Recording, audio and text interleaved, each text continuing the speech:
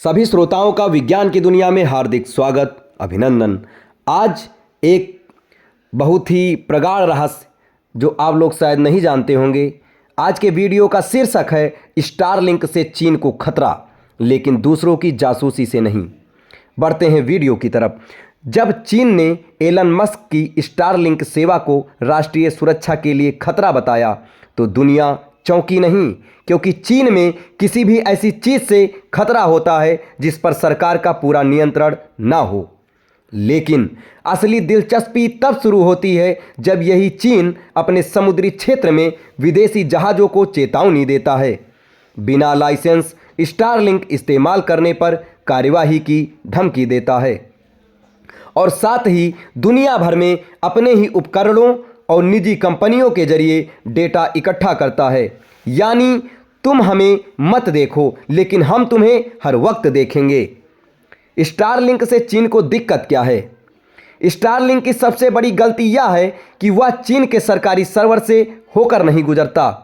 Data पर सीधा सरकारी सेंसर नहीं बैठ सकता और यूजर्स को इंटरनेट देता है बिना पूछे। चीन के लिए यही असहनीय है। इंटरनेट अगर सरकार की निगरानी से बाहर हो जाए तो उसे इंटरनेट नहीं, अराजकता कहा जाता है।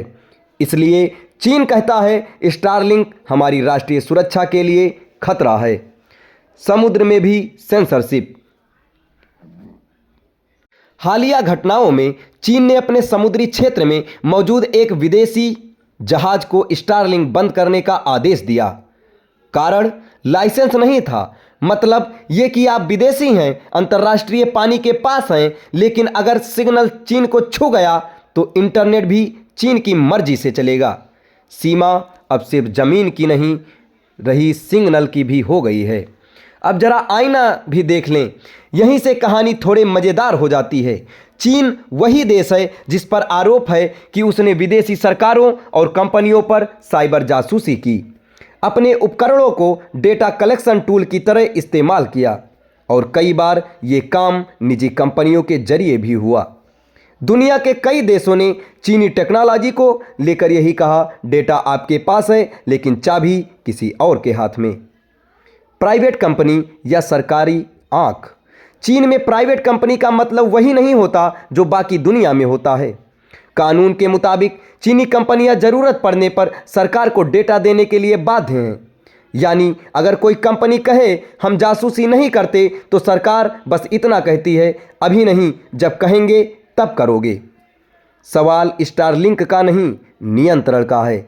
सच ये है कि स्टारलिंक से चीन को तकनीकी खतरा नहीं, नियंत्रण होने का डर है और नियंत्रण खोने का डर है। इंटरनेट अगर आज़ाद हुआ तो सवाल पूछे जाएंगे, तुलनाएं होंगी और नैरेटिव सरकार के हाथ से फिसल सकता है।